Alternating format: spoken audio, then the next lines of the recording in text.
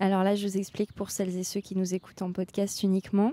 Mika essaye d'ouvrir les bouteilles avec un briquet, car nous n'avons pas de décapsuleur, car malgré tous nos efforts, nous ne sommes pas assez préparés. Et il a un petit peu du mal. Donc, première fête réussite, excellent. Et la deuxième, incroyable. Mais quelle force! Attention à la mousse. Quelle énergie! Une force. C'est magnifique. Celui-ci, c'est pour toutes les personnes anxieuses et les chaussettes dépareillées. Santé, c'est Pause Rosée.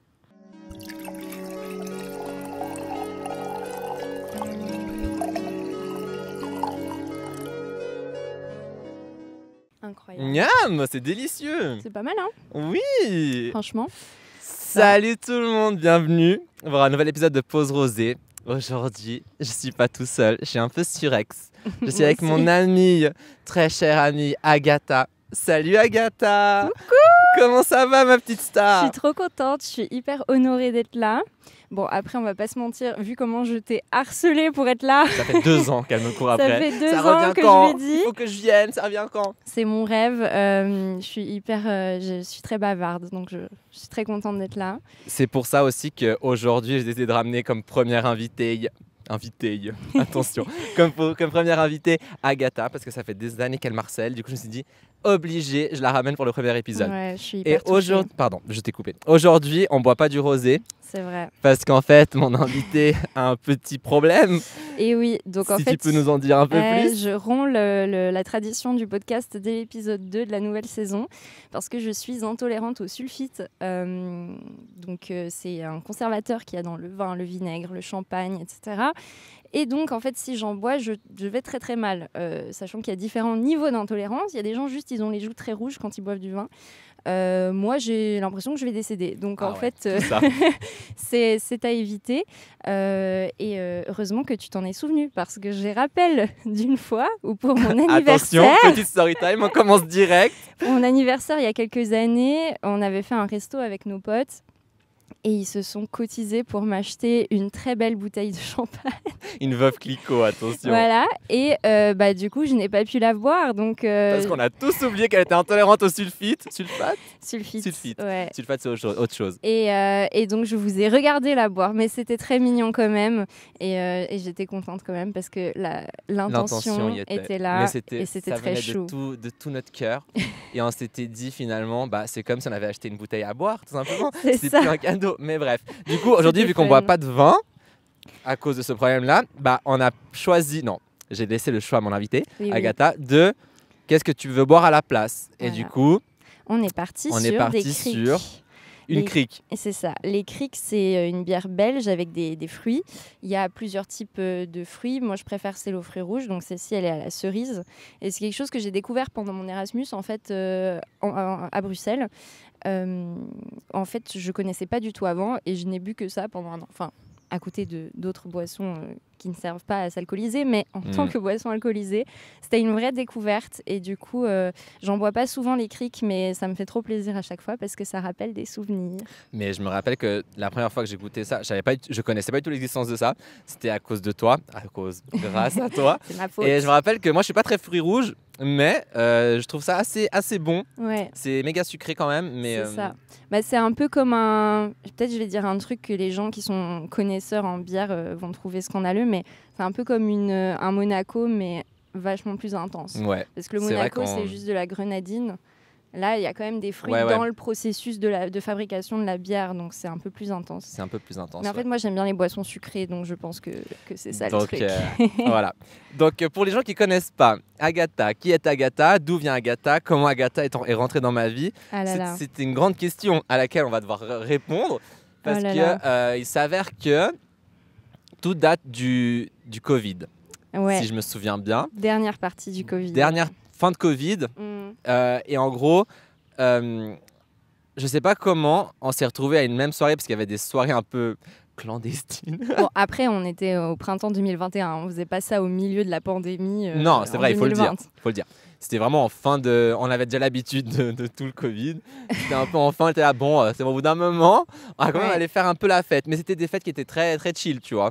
Et en vrai, on faisait attention, on se testait hyper avant. attention. On s'envoyait des photos de nos tests sur le groupe WhatsApp. Ah oui, c'est vrai, on faisait des tests, mais il y avait aussi... attention, parce qu'on va partir sur un discours anti-vax ou vax ou quoi. Non. Mais nous, on était partis, on était vaccinés, tu vois. On s'est fait vacciner le même jour avec Mika. On s'est croisés devant le centre de vaccination. C'est vrai, je me rappelle. À Beaulieu.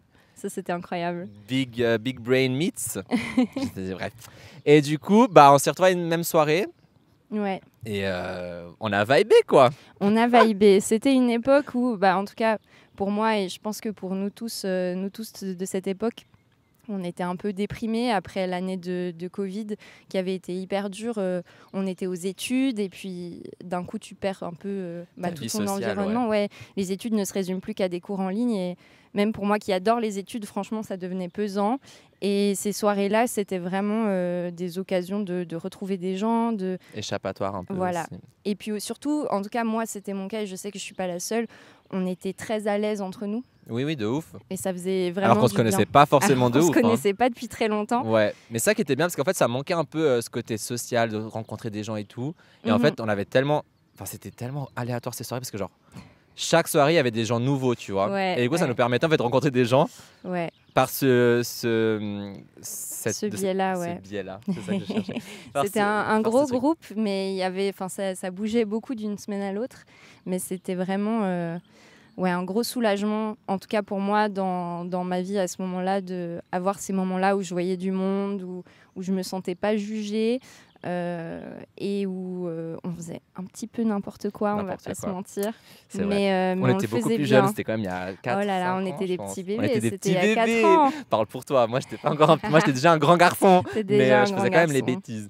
Ouais, mais c'était vraiment une super époque dont je garde des super souvenirs. Franchement, on a réussi à sauver un peu la fin du Covid en mode retrouver un peu le goût à la vie et puis tu vois. Ouais. Et du coup, pour revenir un peu à Agatha. Oui. Pourquoi Agatha est ici? Parce qu'en fait, Agatha, c'est une personne. Là, je vais dire ce que moi je pense de toi. Ah là, attention, accrochez-vous. Moi, je trouve que tu es quelqu'un de très, engagé, très cultivé. Tu connais beaucoup de choses.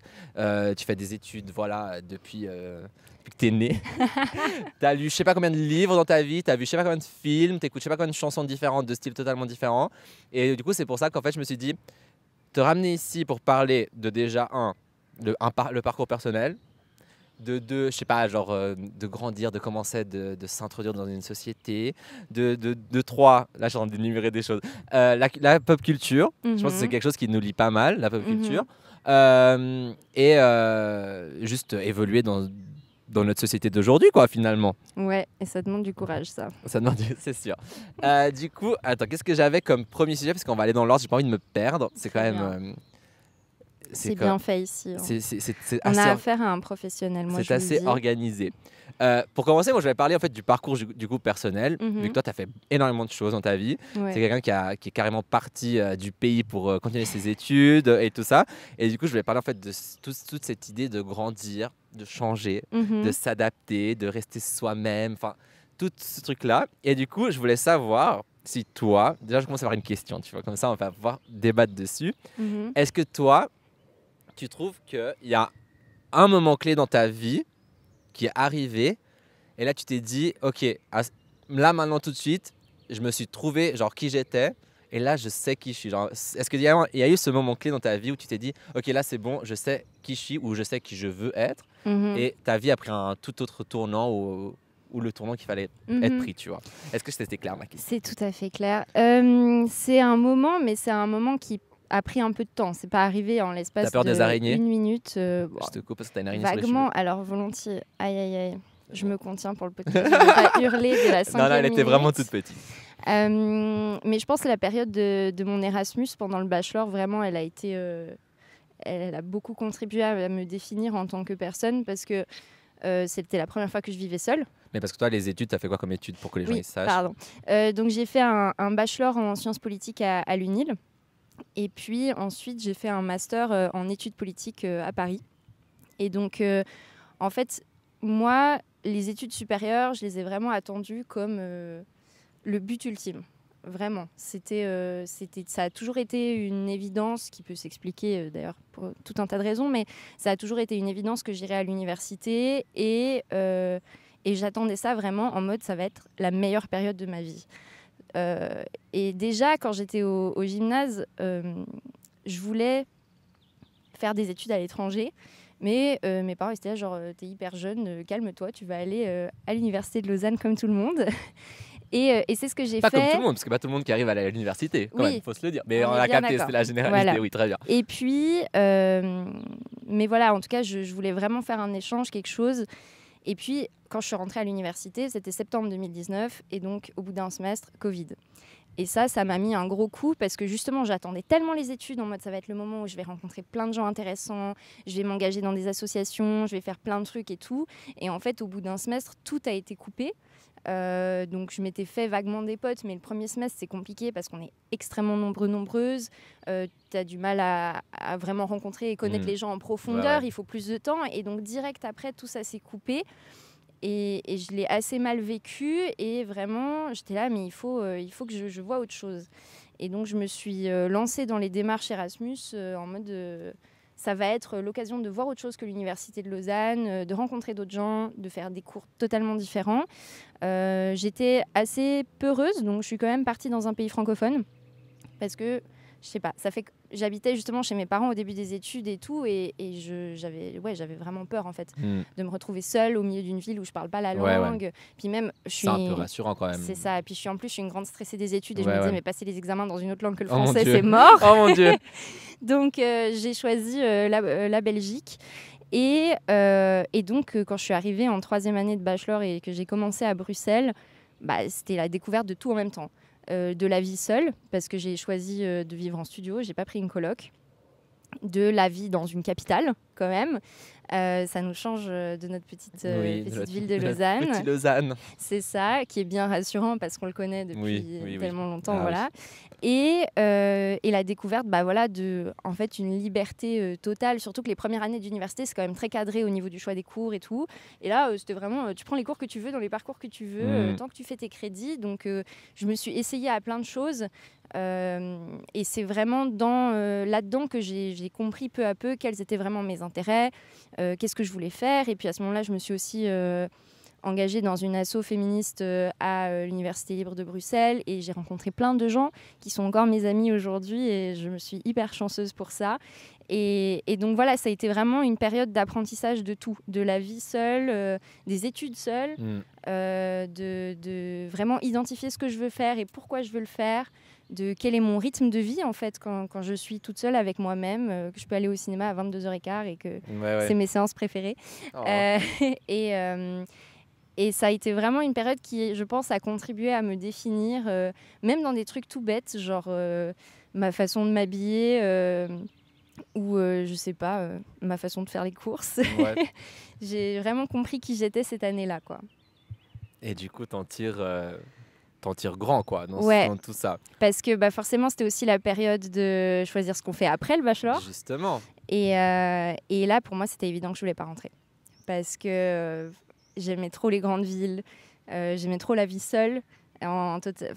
J'allais dire totale indépendance, c'est évidemment faux parce que si j'ai pu faire des études à l'étranger, c'est parce que mes parents m'ont soutenue. Et je travaillais les étés, évidemment, mais le reste de l'année, je ne travaillais pas. Et ça, c'est une chance absolument énorme parce que la bourse Erasmus n'est clairement pas suffisante, en fait, pour en vivre. Et tout le monde ne peut pas se permettre de faire un échange et c'est vraiment dommage vu ce que ça peut apporter à quelqu'un. Mais voilà, donc à ce moment-là, je me suis rendu compte que je ne voulais pas rentrer et que je voulais continuer les études. Je savais exactement qu'est-ce que je voulais faire comme études et je savais que je ne trouverais pas forcément mon bonheur à Lausanne et donc Paris. Paris est arrivé. Paris est arrivé. Mais là, tu as fait Paris-Bruxelles. Ouais. Bruxelles ou Bruxelles ? Bruxelles. Déjà le débat. Bruxelles. Aïe, attention. Mais là, il faut savoir qu'actuellement, Agatha est de retour. Elle est de retour à Lausanne. Et en fait, je voulais savoir, après tout ce que tu viens de nous raconter, genre, tu as montré vraiment un grand amour pour cet Erasmus-là. Et genre, j'avais pas l'impression que à ce moment-là, tu te voyais revenir, tu vois, vu que tu l'as dit aussi avant. Et là, en fait, tu es de retour. Ouais. Là, qu'est-ce qu'on ressent quand on revient Enfin, c'est pas revenir au point de départ parce que tu reviens avec un bagage qui est totalement différent, tu vois. Mais tu es quand même revenu géographiquement au point de départ. Est-ce que ça donne un petit coup? Est-ce que, genre, qu'est-ce que ça te fait ressentir par rapport à ton chemin de vie et puis à ton évolution dans la vie, quoi? Ouais, bah ça fait un coup, franchement, et tu dis que effectivement on revient pas au point de départ parce qu'en réalité on a appris tout un tas de choses, on n'est plus forcément la même personne exactement, et pourtant c'était vraiment le sentiment que j'ai eu au début. C'était assez dur, surtout que quand je suis rentrée à Lausanne, je suis retournée chez mes parents. Après avoir donc vécu 3 ans seule. Et ils sont adorables. Simplement, le fait de prendre le même bus que je prends depuis la primaire pour aller à l'université maintenant, c'était un peu perturbant.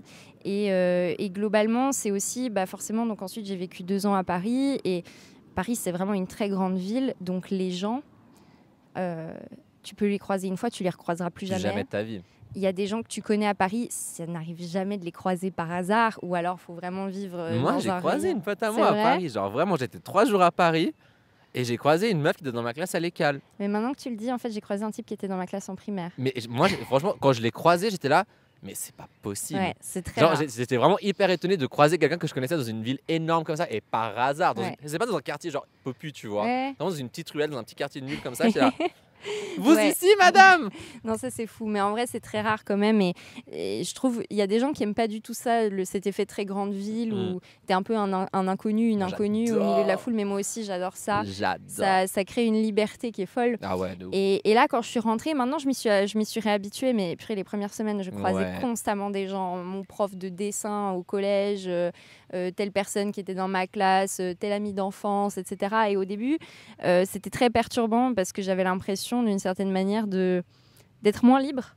Parce qu'en fait, ça se trouve, à tout moment, il y a Jean-Michel qui était dans mon cours de dessin qui allait me croiser alors que je suis en train de faire je ne sais quoi. Donc, c'était un peu perturbant au début. Et je le vivais un peu mal parce que surtout, moi, j'avais pas forcément envie de rentrer. Je savais que c'était une option. Je savais que c'était la bonne chose à faire. Mais si j'avais pu rester à Paris, je serais restée à Paris. Donc, il a fallu quand même digérer un petit peu ça. Et maintenant, ça va beaucoup mieux aussi parce que j'ai enfin trouvé un appart. Yes! Un petit toast à ça. Ça mérite, vu le temps que ça nous a pris. J'ai vu ta galéré de ouf à trouver un appart. C'était pas évident. Surtout trouver un appart de nos jours, c'est vraiment la pire chose au monde. Genre, c'est un enfer. Ça aura pris beaucoup de temps et c'était assez frustrant parce que justement, du coup, ça retardait tout le temps ce sentiment de retrouver mon autonomie, etc.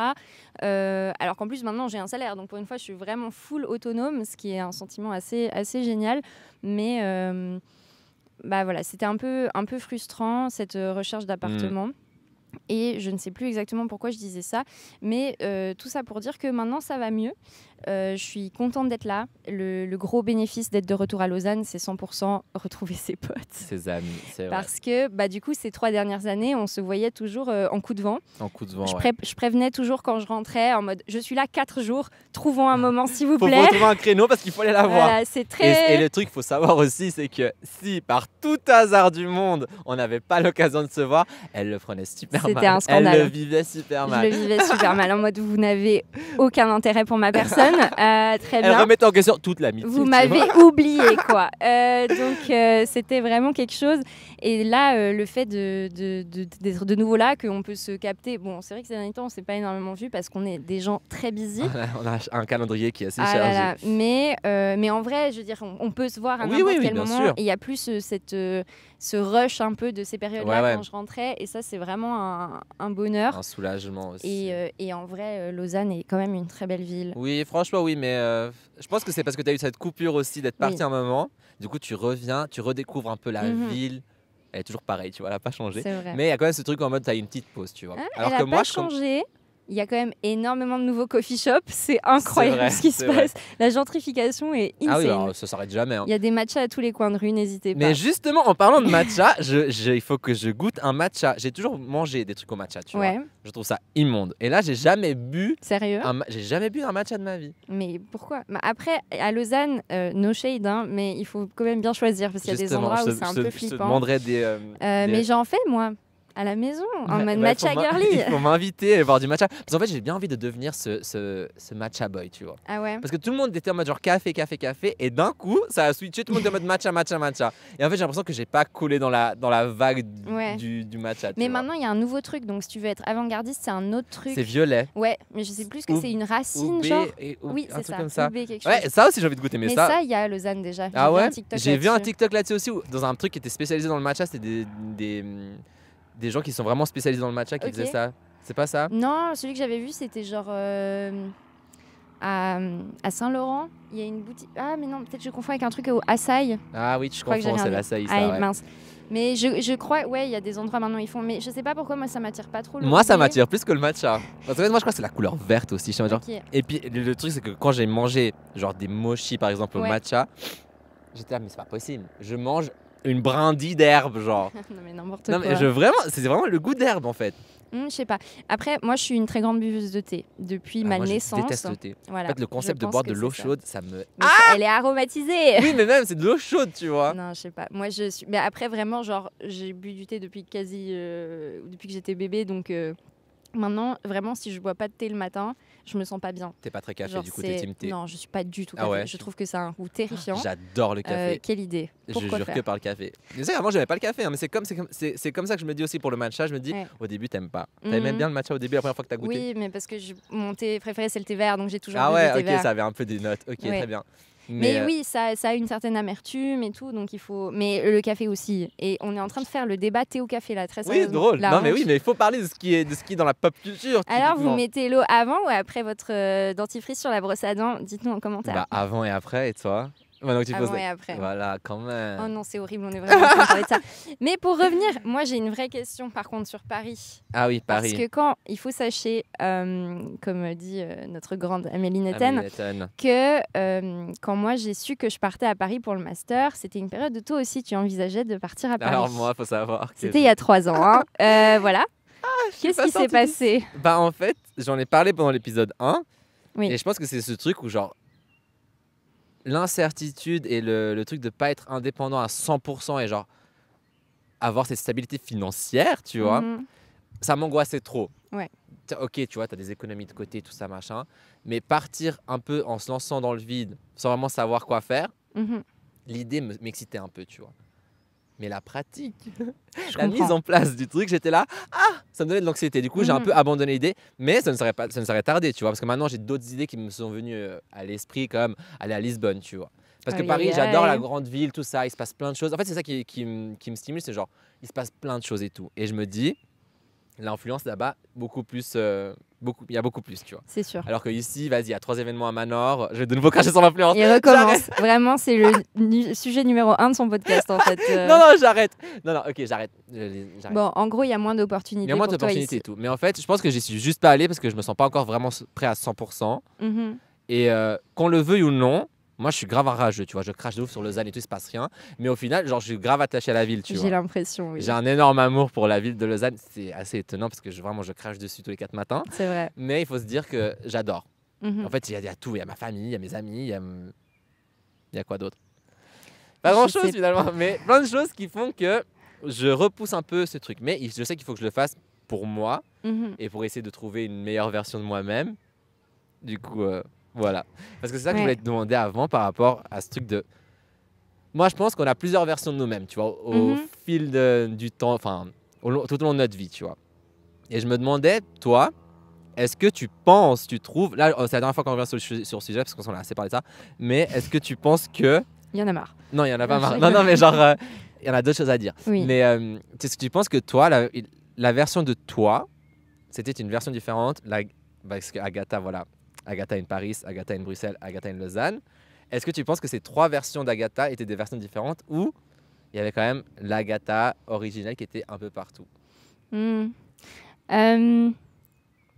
pense que j'ai évolué de plein de manières, notamment sur ma façon de gérer ce qui se passe autour de moi. J'ai appris à gérer mon stress, mon anxiété, comme au moment où on a fait Chine. Et je suis devenue plus... normal. Je pense que j'étais un peu insane. Normal, parce avant. qu'être anxieux, c'est Oui, pas normal. c'est être anormal. Attention, Dargo. Non, je rigole évidemment en tant que personne qui l'a été et qui l'est encore par période. Je sais très bien que aujourd'hui, dans le monde dans lequel on vit, ça fait aussi partie, et ça doit faire partie de la normalité. Après, c'est quand même mieux de aller bien, c'est sûr. Mais bref, tout ça pour dire que j'avais une façon de gérer les choses. En fait, j'étais toujours dans l'overreact, vraiment. Ça me faisait péter des câbles. Et ça, heureusement, c'est une partie de moi qui existe quand même beaucoup moins. Peut-être qu'il y a des fois où ça va pas. Ouais, mais normal. Mais je suis plus... je vivais dans une panique constante quand j'étais plus jeune, je pense. Surtout liée aux études, à des choses comme ça qui me stressaient beaucoup. Et j'ai l'impression que c'est quelque chose qui n'existe plus, ou en tout cas plus sous cette forme-là. Maintenant, je vis correctement, quoi. Et à ce niveau-là, je dirais que la Agatha in Lausanne d'avant les études à l'étranger est très différente de celle que je suis aujourd'hui. Mais en fait, toi, t'en penses quoi? Parce que en fait, on s'est rencontrés avant que je parte. C'est vrai, moi j'ai vécu toutes les Agatha possibles. C'était une Agatha flippante, celle de 2021. Donc... L'Agatha de 2021, c'était quoi, fin Covid? Agatha fin Covid, c'était roue libre en voiture. Voilà. C'était roue libre. C'était une Agatha qui était chaotique, qui était là, mais qui... Ouais, c'était chaotique Agatha, je pense. C'était chaotique Agatha de ouf. Ouais. Et en fait, j'ai l'impression que tu t'es mis un peu sur les rails en partant, quand les rails, vraiment le pire mot du monde. Tu t'es mis un peu sur ton chemin de vie et t'es parti. Et en fait, j'ai l'impression que ça t'a vraiment aidé à te retrouver toi en tant que personne, toi-même, tu vois. Genre, quand t'es revenu, on ressentait déjà ce truc un peu genre, t'avais beaucoup plus d'assurance, t'étais beaucoup plus genre présente, en mode genre, comment dire, genre t'avais plus cette aura de meuf qui sait qui elle est, qui sait ce qu'elle vaut, tu vois. J'ai l'impression que quand t'es parti, t'étais un peu genre dans toutes ces incertitudes et tout, et du coup, on ressentait un peu l'anxiété aussi au fond de toi, tu vois. Et quand t'es revenu, on a l'impression que genre, c'était un peu parti, tu vois, c'était un peu... Non, c'est sûr. Et du coup, on a vu une Agatha qui était beaucoup plus présente, beaucoup plus rayonnante, beaucoup plus sûre d'elle. Et puis, genre, une femme établie finalement. Ah là là, attention, voilà, tout simplement. J'arrive. Mais du coup, là, tu poses la question par rapport à ça. Je me demande si on parle un peu pop culture, tu vois. Ouais. Parce que c'est quelque chose qui est un peu qui est très marquante dans ta vie, tu vois. Est-ce que tu trouves que la pop culture, peu importe la forme qu'elle a, genre un livre, un film, tout n'importe quoi, la musique, tout ça, est-ce que tu penses que ces choses-là t'ont aidé ou t'ont appris à t'aimer, genre? Est-ce que tu as déjà réussi à trouver un peu de l'amour là-dedans, de l'amour propre, genre l'amour de soi, dans ces médiums-là, ces médiums-là? Non, mais je sais pas si ma question elle make sense. Et en fait, dans les deux sens. Il y a genre une partie matérielle, dans le sens le fait de s'engager à vouloir regarder ou consommer quelque chose de pop culture. Déjà, ça m'a aidé à m'aimer, à me trouver. Dans le sens, je l'ai déjà mentionné brièvement avant, j'essaye d'aller le plus possible au cinéma. Et maintenant, ça fait vraiment partie de moi. Et le fait d'avoir ce moment qui est pour moi, parce que je vais au cinéma seule beaucoup, j'y vais parfois... Ça, c'est une dinguerie. Hein. Genre, il faut en parler. Aller au cinéma tout seul. Je suis jamais allé au cinéma tout seul. Jamais. Ouais, tu m'as déjà dit, il faut essayer l'exercice et tout. Il faut essayer. Mais moi, ça me terrorise. En fait, genre, c'est plus l'idée des gens. Ils sont genre, il est tout seul, le mec, genre. Mais on est dans le noir, personne te voit. Oui, mais quand t'arrives et tout, tu t'assois, ça se trouve, il y a personne à côté de toi, tu es juste là tout seul sans regarder un film. C'est trop bizarre. Autant regarder un film chez moi devant mon ordi. Après, c'est peut-être une opinion qui est un peu controversée, mais... En vrai, je comprends la peur. Et je pense que, moi aussi, les premières fois où je suis allée au cinéma toute seule, j'étais en mode qu'est-ce que c'est que ça? Self-conscious. C'est un peu gênant. Et puis en fait, tu découvres. Après, ça dépend aux horaires auxquels tu vas. Si tu vas le samedi à 19h30, forcément, il y a la planète entière. T'es une meuf d'aller le soir. Ouais, moi j'aime beaucoup aller très, très tard le soir.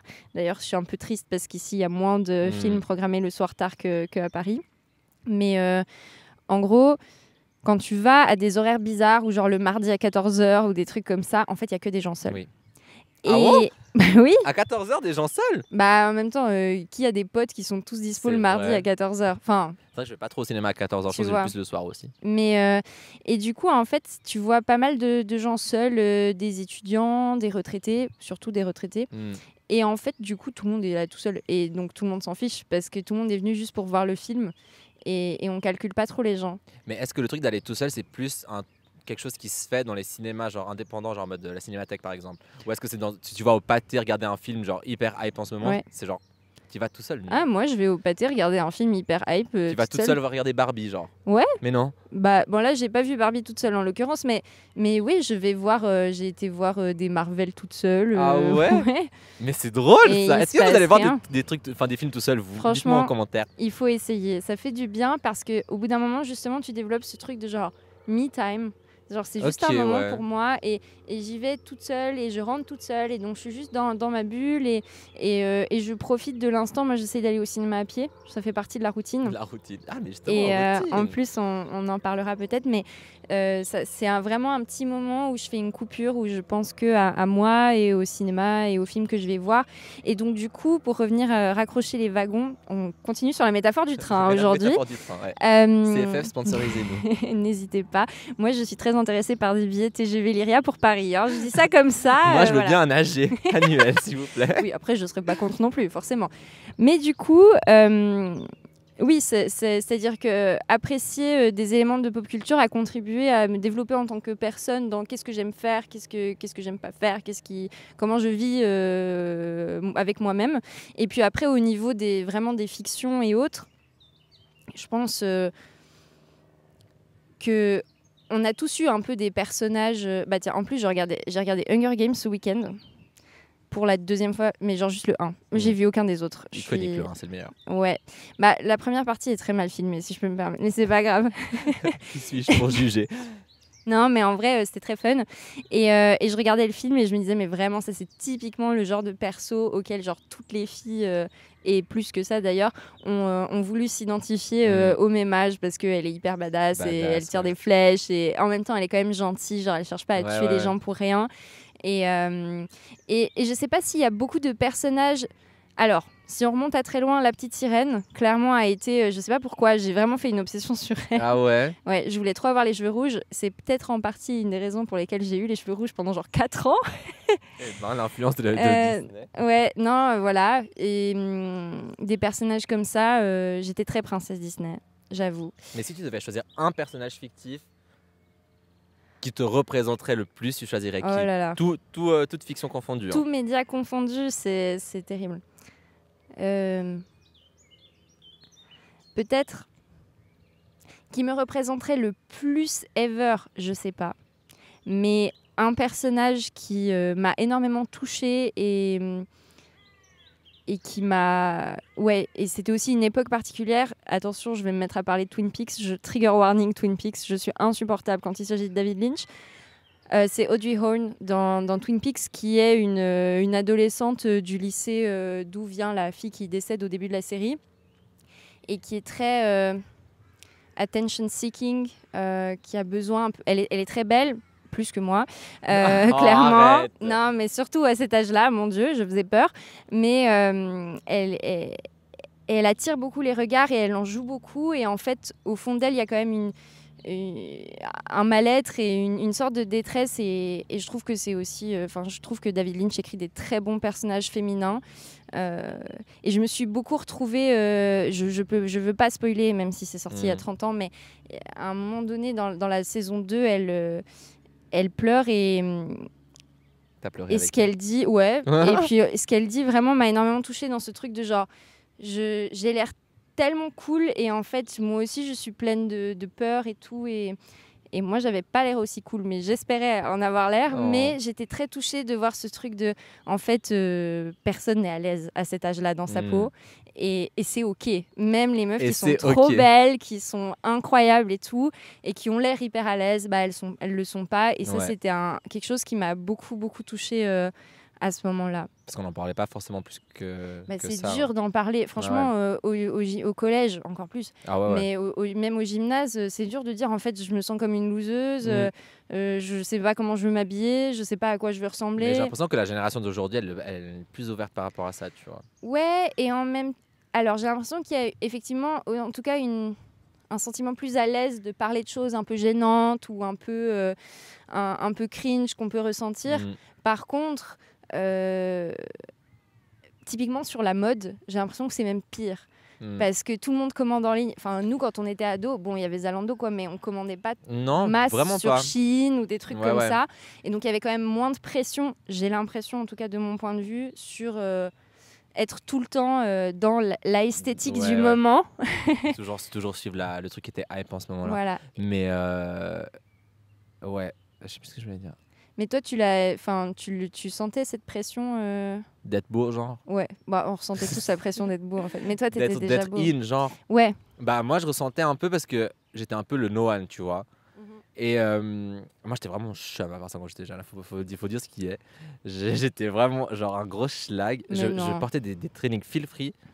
Ah, les trainings feel free. Ça, c'était moi, j'ai des vraies questions sur les trainings feel free. Attends, d'abord, j'ai lu mon histoire. Oui. Genre, j'avais acheté des trainings feel free. À l'ancienne, c'était vraiment le truc le plus hype du monde. Quand j'étais au collège, c'était méga hype. Genre, j'aurais trop voulu en avoir. Et j'avais toutes les couleurs que tu voulais. Et sérieux? Je te jure.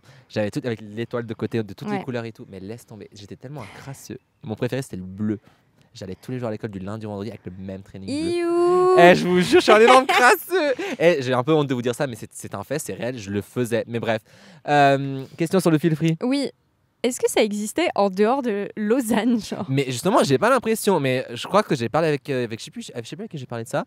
Et on me disait qu'à Yverdon, ils portaient des feel free aussi, tu vois. Ok. Mais je sais qu'il y avait une boutique. Attention, une boutique feel free. Il y avait un magasin feel free, c'était genre à prix, tu vois. Il existe encore. Hein. Ils se sont rebrandés, genre. Le logo, il a changé et tout. Il est hardcore nul, mais ils se sont rebrandés. Et mais je pense que c'est devenu tellement hype à Lausanne. Ouais. Que ça c'est un peu extend, tu vois. Ok, mais c'est un truc suisse du coup. Mais je crois que c'est suisse. Hein. En tout cas, je suis pas sûr de ce que je raconte. Tu mais vois, je crois. quand on voit des mèmes sur internet en mode starter pack de 2013, personne met des feel free à part pour les trucs suisses. Quoi. Ouais, donc, de ouf. Mais feel free, starter pack 2013, de ouf. Ouais, non, c'était J'aimerais trop les retrouver. Ils étaient vraiment stylés. Le bleu était incroyable. Bref.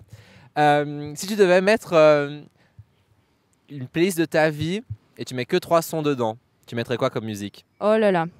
Alors, le numéro 1 va être très simple, puisque c'est Je peux deviner. Oula. Lana Del Rey. Alors, ce sera le numéro 2. Ah, super, j'étais presque. Non, le numéro 1 serait ma chanson préférée de tous les temps, à savoir California Dreaming de Mamas and the Papas. Chante? Non. D'accord. Mais tu sais, il y a eu un sketch, je crois, du SNL là-dessus, en mode All the leaves are brown. Ah oui, voilà. D'accord, ok. J'adore cette chanson. Bon, elle est vraiment, genre, je suis pas du tout en mode, oh là, c'est tellement spécial et je suis différente parce que tout le monde connaît cette chanson par cœur. Mais je l'adore, vraiment. C'est une chanson que je trouve extrêmement belle et en fait, j'adore les Mamas and the Papas. Leur musique m'émeut beaucoup. Ensuite, il y aurait certainement... ça se jouerait entre Young and Beautiful et... C'est ma chanson préférée de tous les temps. J'adore. Et Venice Beach, donc de Lana Del Rey, une des deux. En 2? Ouais. Ok. Et puis en 3... Edith Piaf. Non. Oh. Mais pourquoi faire? Toi, il y a Edith Piaf dans ton top 3? Non. J'ai hâte de connaître ton top 3 là, parce que j'ai des questions là. J'ai pas pensé à mon top 3. Il commence à pleuvoir. Oui, il commence à pleuvoir. Et il faut sachez, once again, j'adore les refs, que j'ai très peur de la pluie. Mais peur d'être mouillé ou peur Non, j'aime juste pas, mais je vais survivre. Tout pour l'art. Tout pour l'art. J'espère qu'il commence juste à pas pleuvoir des cordes. Oui, mais j'ai un parapluie, sinon on reste comme ça en dessous. Et vous avez le bruit de la pluie en mode ASMR. Ça va, il y a les arbres au-dessus. Ouais. Mais du coup, en 3... Peut-être Spectrum de Florence and the Machine. Ah, j'adore. Ou en tout cas une chanson de Florence and the Machine, qui est mon groupe préf, je pense, à l'heure actuelle. Je les ai vus en concert à Paris. C'était fou. C'était incroyable. So magic, genre vraiment. C'est un sacré top 3. Je trouve qu'il te représente pas trop mal. La première, j'aurais pas forcément pensé à ça. Mais les 2-3, franchement, ça te représente. On n'est pas très surpris, quoi. Non, pas trop surpris. Non. Mais du coup, maintenant, je meurs d'envie de savoir le tien. Mon numéro 1, Edith Piaf. Non, pas du tout. Franchement, tout mon respect à Edith. Edith Slay. Edith, si tu passes par là. Non, non, tout mon respect. Attends, paix à son âme. Numéro 1. Tu sais quoi, je vais commencer par le 3. Ok. Je vais faire 3, 2, 1. Ok. En numéro 3... La question, c'était les chansons qui te représentent le plus, genre? Je crois. Non, je crois que c'était la playlist de ta vie, genre. Ouais, 3 bref. sons pour la playlist de ta vie. On a la vibe générale. On a la vibe. Sous la pluie et tout. Sous la pluie. Numéro 3, Ariana Grande, Into You. Ok. Ce son, il est sorti et je me suis cru la meuf la plus belle du siècle, genre. Et c'est là, je suis tellement à fond sur lui et tout, nanana, NDR. Bref, alors, masterclass ce son. Top 2.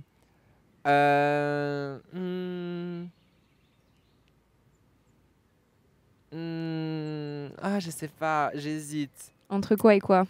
Bon, entre remettre du Ariana Grande, mais flemme, tu vois. Encore? Non, mais moi, je jure. Sois varié. Je pourrais être variété française. Un peu de diversité, un peu de diversité. d'inclusion. Bah, numéro 2, je mettrais une chanson brésilienne. Complètement random.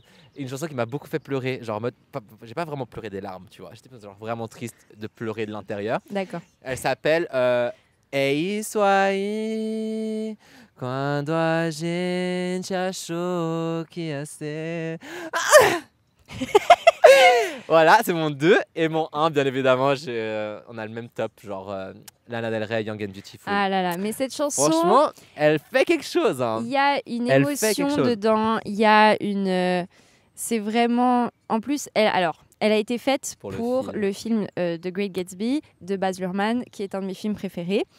J'adore ce film. On a quand même des choses qui nous rassemblent. Pardon, j'ai très mal fait ce check. Non, mais pas grave, t'inquiète. On va refaire. Allez. Excellent. J'ai vu ce film, j'ai revu ce film très récemment. Je suis obsessed. Et au-delà du fait que j'aime beaucoup Baz Luhrmann, donc forcément voilà, et aussi Gatsby est un de mes romans préférés, donc il y avait tout pour me plaire. Mais au-delà de ça, je trouve qu'il a une bande originale absolument insane. Au-delà de la chanson de Lana qui est incroyable, bien sûr, il y a une chanson de Florence and the Machine, il y a une chanson de DXX, il y a une chanson de... Oh non, c'est horrible. Gauthier, le mec qui a fait Somebody That I Used to Know, elle est incroyable sa chanson sur la BO. Somebody That You Used to Know. et vraiment, cette BO est incroyable, je la recommande à toutes et tous. Mais effectivement, Young and Beautiful, elle représente tellement bien ce sentiment-là de perte de la jeunesse et de... J'aime trop. Et de désespoir amoureux. Ouais. Alors là, vraiment. Mais t'aurais pu jouer le rôle de l'actrice principale. Daisy? Ah ouais, n'importe quoi, elle est Daisy blonde. Comme ça. Ah non, mais ça aurait pu être une Daisy brune. Hein. Dans Mario, elle est brune, Daisy. Hein. Non, c'est bon, j'arrête. Attends, on a assez parlé de culture pop. Ah ouais. Non, pas assez. On en a jamais assez parlé. Mais de toute façon, on va développer toujours plus. Évidemment. Aujourd'hui, dans le panier, mon invité a pris quelque chose. Et moi aussi, j'ai pris quelque chose. Donc, est-ce que je te laisse l'honneur? Est-ce que je suis un mec galant? Mais ça, c'est toi qui vois. Hein. Alors, je te laisse l'honneur. À toi l'honneur de me sortir un objet du panier qui va mener une discussion dessus. J'ai laissé totale liberté. Madame a choisi. Madame va le sortir. Le panier est à vous. C'était une très mauvaise imitation. Très mauvaise imitation. Alors, j'ai amené un livre. Un livre. Ah, mais bien sûr, Normal People. Donc, un livre qu'elle m'a obligée à lire. Voilà, exactement. Je lui ai mis le couteau. Ah non, c'est le même. Je pense que c'est le même. Donc, c'est un roman de Sally Rooney, qui est une autrice irlandaise que j'aime beaucoup. Et je t'avais offert ce livre pour ton anniversaire en 2024. Oui, on n'était pas très loin d'ici. Non. Et parce que j'aime beaucoup offrir des livres et que j'aime bien choisir les livres pour les gens. Et j'avais lu ce livre quelques années auparavant, quand j'étais en trajet pour aller à Bruxelles d'ailleurs. Et International et Miss Worldwide. Vraiment, je vais sortir le crâne chauve. Et du coup, j'avais pensé que ça te plairait. Et en fait, on en a reparlé, mais seulement par message, je crois. Oui. Donc, je serais curieuse d'en savoir plus ce que tu en avais pensé. Alors déjà, il faut savoir que moi, la lecture, c'est deux mondes totalement différents. En fait, c'est juste que genre, c'est pas que je sais pas lire. Je sais lire très bien, mais genre, j'arrive pas à rester concentré dans une lecture, tu vois. En fait, il faut vraiment que le livre il me catche de ouf. Parce qu'en fait, des fois, je me retrouve à lire des pages et je suis là, mais en fait, qu'est-ce que je viens de lire? Je me souviens de rien du tout. Ouais. Du coup, je dois relire. En fait, ça me saoule. Ça devient juste pesant de lire, tu vois. Ouais. Mais ça, c'est parce que genre, j'ai du ADHD, bien évidemment, c'est sûr. Et quand tu m'as offert le livre, j'étais là. C'est la première fois de ma vie qu'on m'offre un livre, déjà. Du coup, j'ouvre la première page. Il y avait un mot dedans, trop chou. Et j'étais là. Trop chou. J'ai fait à mon propre comportement. Ouais, genre vraiment. Et faire ça, if you don't love yourself. Allez, voilà. J'ai fait un truc pas du tout radiophonique, c'est pas grave. C'est pas grave. Du coup, ouais, j'ai commencé à le lire et franchement, j'ai adoré. I loved it. It was weird for me to say, mais j'ai vraiment aimé lire un livre. Vraiment, j'étais là, mais qu'est-ce qui va se passer et tout. Je sais plus le nom des personnages par contre. Alors, Marianne et l'autre, j'ai oublié son nom. Connell, mais en même temps, c'est un prénom de merde. Ouais, donc, de ouf. Voilà. Et j'ai lu. Au début, c'était un peu compliqué, tu vois, genre de savoir qui était qui, tu vois. Mais une fois que tu sais, l'histoire, elle passe tellement bien. Et en fait, tu as vraiment ce truc de cette relation entre les deux. Ouais. Et genre, il y avait un peu ce truc d'amour caché. Oui, parce qu'en fait, on n'a pas précisé, mais très rapidement, Normal People parle de donc Marianne et Connell qui sont dans le même lycée, qui commencent un peu à flirter vaguement au lycée, et puis après ils se perdent de vue, et puis ils se revoient, et puis c'est cette relation un peu qui s'étale sur très longtemps et qui est toujours un peu ambiguë qu'on suit. Non, mais en vrai, moi j'ai vraiment adoré. En fait, pourquoi j'ai aussi aimé, c'est qu'il y a plusieurs moments où je m'identifiais un peu à Marianne, tu vois, dans certains comportements qu'elle avait, certaines réactions, enfin des choses qu'elle ressentait aussi. Ce truc en mode... comment expliquer, genre... D'aimer quelqu'un qui montre pas forcément son amour comme toi, t'aimerais le recevoir, tu vois. Et je m'identifiais de ouf à ça. Et... c'est pour ça aussi que j'ai continué et tout. Et puis, genre, en fait, j'ai l'impression que je me suis hyper attaché au personnage de Marianne, tu vois. Ouais. C'est hyper. Parce que moi, je m'attache jamais à personne dans les livres, tu vois. Et là, j'étais, mais je ressens un truc pour elle, genre. Vraiment, j'étais en mode hyper attaché au personnage. Et il s'avère qu'il y a une série aussi. Tu m'avais dit de regarder la série. Alors, la série, j'ai pas du tout accroché. Ça, c'est incroyable. Alors qu'il y a Paul Mescal dedans, oui, genre. mais bon, c'est pas un acteur qui fait le film, tu vois, genre, qui fait la série. Oui, non, bien sûr. Mais j'ai pas réussi à accrocher autant parce qu'en fait, ok, c'était très similaire à ce qu'on allait dans le livre, mais il y avait plein de trucs aussi. J'étais là, moi dans ma tête, je l'imaginais pas comme ça, et du coup, moi, ça me frustre en fait. C'est très frustrant. Parce que déjà, dans ma tête, la Marianne, elle ressemblait pas du tout à ça. Connell, encore moins. Dans ta tête, Marianne, elle ressemblait à toi, genre. Non, Marianne, elle ressemblait à toi. Quoi?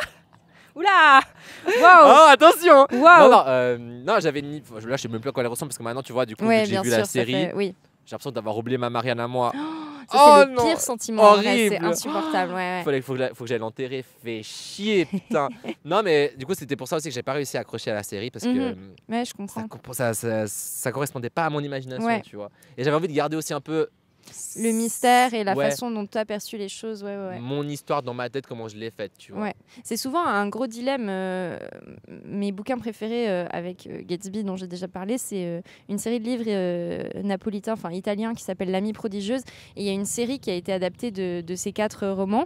Et je suis tellement contente d'avoir lu les livres avant que la série sorte, parce que je trouve que le casting est très bien fait, mais il n'empêche, comme ça j'ai quand même eu la possibilité de m'imaginer mes propres personnages avant que la série sorte. Et je pense que sinon, parce que maintenant ils ont réédité les livres, vous savez, cette manie insupportable des éditeurs francophones de mettre les photos des films sur les livres. Oui, très bien. Il y a un hélicoptère. L'énorme hélico. C'est insupportable, et donc je suis très contente d'avoir pu lire les livres avant qu'ils aient cette horrible couverture et d'avoir pu m'imaginer les personnages. Mais en vrai, ça me fait très plaisir ce que tu dis, parce que moi, c'est justement quand j'ai lu Normal People, j'ai pensé à toi quand je lisais le personnage de Marianne, et je me disais, ah là là. Parce que tu m'imaginais en tant que Connell. Non. Quand tu l'imaginais, tu t'imaginais moi, genre. Comme moi, j'imaginais toi pour Marianne. Paul Mescal. Non. Tu imaginais déjà le mec avant le truc qui sort. Non, en fait, j'étais déjà au courant que la série était sortie quand j'ai lu le bouquin, donc j'ai été biaisée pour le coup. Mais non, c'est vrai qu'il y a des choses chez Marianne dans son comportement qui m'ont fait penser à toi quand on parle de relations amoureuses et tout. Et je me suis dit... On en parlera dans un autre épisode. Ah là là, stay tuned. Je me suis dit que... Enfin, c'est ce qu'on parlait tout à l'heure avant. On trouve parfois du réconfort dans des personnages fictifs parce qu'on s'identifie, etc. Et d'ailleurs, je serais curieuse de savoir un peu plus là-dessus pour toi.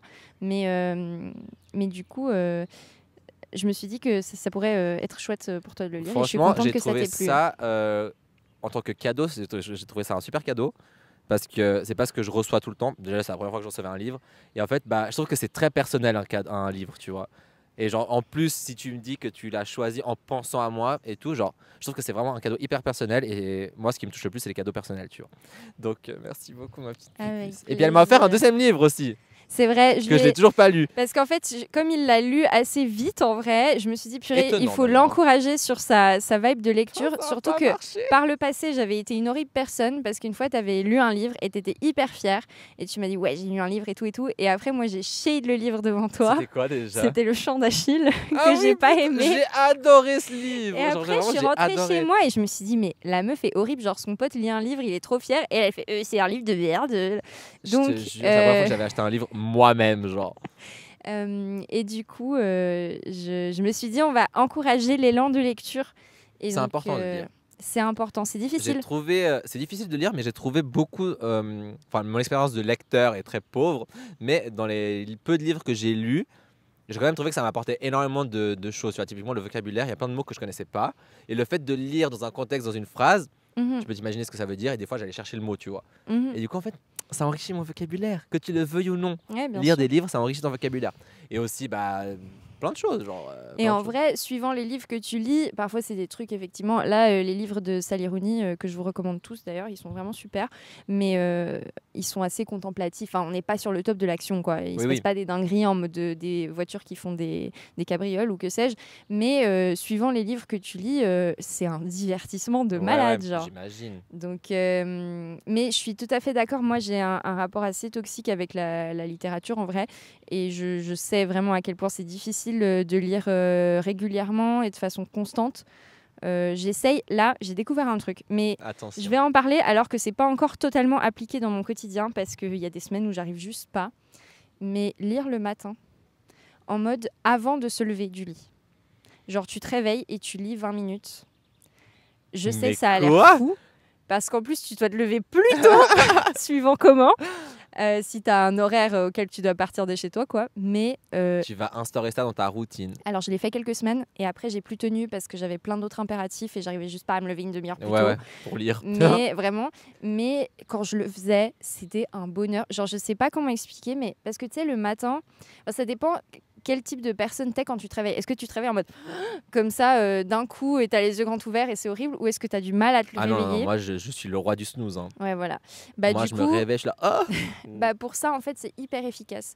Parce que, genre, t'as encore les yeux à moitié ouverts, mais juste t'ouvres le livre comme ça et t'essayes de lire vaguement. Et je sais pas, c'est une façon tellement tranquille de se réveiller. De se réveiller, ouais, j'imagine en fait. Et après, en fait, quand tu pars pour aller au taf ou quoi, tu te sens juste bien. Apaisé, genre. Ouais. Parce qu'en fait, c'est vrai que genre, moi, quand je me réveille, le premier truc que je fais, c'est mon téléphone, tu vois. Et c'est hyper agressant. Ça fait hyper mal aux yeux. Pour les yeux et aussi pour ton cerveau. Genre, en mode, il y a trop d'informations, il n'y a rien qui est genre. Enfin, ok, tu lis un livre, c'est beaucoup plus calme, tu vois, c'est un truc qui est là, qui est posé. Déjà, c'est pas un écran, c'est juste des. Enfin, tu lis un truc spécifique, tu vois, alors que genre, tu ouvres ton téléphone, t'as 15 000 informations différentes. C'est ça. Et genre, en fait, ça overstimule ton cerveau et je pense que c'est pas non plus la chose la plus ouf à faire. Hein. Non, après, comme je disais, c'est facile à dire, c'est beaucoup plus difficile à faire. Franchement, tenir moi, cette je me vois mal me réveiller de lire un livre. Mais ça fait vraiment du bien. Et là, j'espère. Là, j'ai normalement des semaines un peu plus tranquilles qui arrivent et j'espère vraiment réussir à réinstaurer ça parce que c'est une façon hyper apaisante de se réveiller. Et moi, j'arrive pas à lire le soir. Donc du coup le matin fonctionne un peu mieux. Et puis ça aussi c'est difficile, mais lire dans les transports, moi ça me donne la gerbe. Dans le bus, genre? Ouais, genre j'arrive pas à lire. Déjà en marchant ça me donne la gerbe aussi. Déjà qu'il est en marchant. Mais j'avais dit quand je lisais le talon d'Achille justement, des fois je lisais en marchant parce que j'étais trop dans l'histoire. Je voulais vraiment continuer à lire et tout. Et en fait je lisais en marchant et genre j'avais envie de vomir. Et, non, mais en même temps, et dans le bus, exactement la même. C'est marrant, le ça. Train, pareil. Genre quand je dis, en fait, ça c'est terrible par contre le train, parce que c'est tellement génial de lire dans le train. En fait, je pense que j'ai un problème dans ma tête ou je sais pas. Genre j'arrive pas à assimiler les informations. En fait, j'ai besoin d'être posé, fixe, tu vois. C'est pour ça que le meilleur endroit au monde pour lire des livres, c'est la plage. Oh my god, j'ai jamais lu un livre à la plage. C'est mon truc. Moi, je lis jamais autant qu'à la plage. C'est la période de l'année où je lis le plus, donc c'est très agaçant parce qu'elle dure une semaine. Mais c'est le meilleur endroit pour lire. Ok, marrant. Mais oui. Mais j'avais encore une petite question là, parce que en fait, tu as dit lire en marchant et je t'ai imaginé lire à trottinette. Parce que c'est vrai que pendant des années, Mika, c'était l'homme trottinette, genre. Et je me souviens très bien du jour où tu te l'es fait voler. T'étais là. C'était épique. Horrible. On était au bord du lac à Ouchy. Fin de carrière pour moi. Et on était en mode enfin soirée quoi. Et à un moment donné, je sais pas, on décale et tout. Mais on a laissé toutes nos affaires sur l'herbe. Et genre là, on revient. Et Mika commence à crier où est ma trottinette, guys, nanana. Et il finit par aller parler à deux filles qui étaient posées pas loin et qui disent cette chose absolument folle, à savoir oui, on a vu un type la prendre, et partir mais on avec. s'est pas levé parce qu'on pensait que c'était normal. Non mais le truc qui me choque le plus, c'est qu'il y avait des sacs et tout. Hein. Ouais. Genre il y avait forcément des porte-monnaies dans les sacs. Il y avait grave de la thune probablement. Il y avait de la thune, frère. Et il est a parti pris la avec trottinette. Alors ça, je vous dis, un trottinette bleu, les micros bleus là. Dessous c'est marqué tête de ta mère. Il y a mon nom sur la trottinette. Écrit dessus? Oui, j'avais écrit à l'indélébile, j'avais écrit mon nom, tête de ta mère. Et là toutes les trottes bleues que je vois dans la rue, et je suis obsesse, genre comme ça et tout. Je vais retrouver le voleur 2 ans après. T'imagines, tu retrouves le voleur de ta trottinette. Mais est-ce que mais t'en avais racheté une, non? Ouais, j'en ai racheté une maintenant un peu holographique. Ouais, mais tu l'utilises beaucoup moins qu'à l'époque. En fait, j'ai fait un peu une bêtise, c'est que j'ai acheté une trottinette avec les roues qui font de la lumière. Et en fait, ce qui se passe, c'est qu'au début, quand je l'ai acheté, je l'ai oh, trop cool et tout. Et en fait, maintenant, je me dis, du haut de tes, je dirais pas mon âge, tu conduis une trottinette qui fait de la lumière avec ses roues. En fait, j'ai trouvé ça un peu loser, tu vois. Du coup, j'étais là, non, je peux plus. Et surtout la nuit, ça fait de la lumière. C'est de tellement ouf. drôle. Genre, tu vois vraiment la rue avec ta trottinette. Et du coup, j'assume plus trop. Mais là, l'été arrive, on va la ressortir, tu vois, pour aller au bord du lac, tout ça, boum, boum, boum. Franchement, en vrai, la trottinette, moi, j'aimerais trop être une girly qui fait de la trotte. Parce électrique. Mais pas forcément. Oui, moi, je te vois trop des normal. trottinettes électriques, les cheveux comme ça. Mais la trotte électrique, ça me fait trop peur. En fait, moi, j'en avais jamais fait avant d'arriver justement en Belgique où il y avait les limes partout dans la ville. Là, en plus, à cause du vent, elles étaient toutes par terre. C'est insupportable. Et une fois, j'en ai pris une en mode hihi, let's go. Horrible. J'arrivais pas du tout à contrôler. J'ai failli shooter des gosses qui sortaient de l'école. J'étais à 27 km/h. Enfin, rien n'allait. Ah bah ça, on se rend pas compte, mais 27, c'est hyper rapide. En fait, c'est parce que j'arrivais pas du tout à contrôler le petit truc qui est sur le guidon là. Et d'un coup, je me suis retrouvée à aller hyper vite. Enfin, c'était terrifiant. Et je suis plus vraiment vroom vroom quoi. Oh mais je suis plus jamais remontée sur une trottinette électrique après ça. Mais même les trottes simples, c'est tellement pratique. Mon problème, c'est tu la mets où? Une fois que. On a un ami qui se trimballe toujours en trottinette. Hein. On a un ami qui fait gros ça. Cadenas, grosse trottinette. Ouais. Hein. Et c'est pas une trottinette, petite trottinette, les roues elles sont énormes, on dirait des pastèques genre. Et il se trimballe cette trottinette tout l'été partout. Mais en vrai, il a grave raison. Il a grave raison, mais. Ah, tu sais ce que c'est péril, c'est quand même un truc qui est hyper encombrant. Oui. Tu peux la cadenasser comme tu veux. Moi je dis, une trottinette ça se dévisse en 2 secondes et demie. Ciao. Mais franchement, chapeau à lui, je respecte le fait qu'il se trimballe vraiment partout avec sa trottinette. Moi, je trouve ça hyper encombrant. C'est pour ça aussi que je la porte un peu. Enfin, je la porte, MDR. J'utilise un peu moins ces temps. Ouais, je comprends en vrai. J'ai un truc dans mon panier aussi. Oh là là. Faut pas oublier. J'ai peur. Alors, moi, mon objet que je vais sortir du panier aujourd'hui. Je sais pas si ça va te parler. Ça se trouve, ça va pas du tout te parler. Ah, mais oui! Oh là là! Un appareil photo. Argentique, un Kodak qui m'a coûté 30 €. C'est un Kodak M35, effectivement. M35. Est-ce que tu peux me raconter un peu qu'est-ce que ça t'invoque cet objet-là?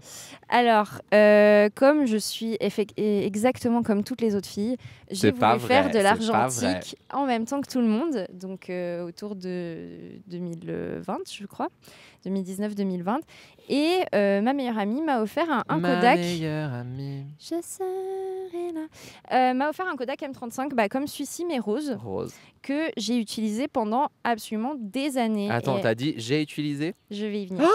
Que j'ai utilisé vraiment pendant des années, avec lequel j'ai pris des photos à toutes nos soirées.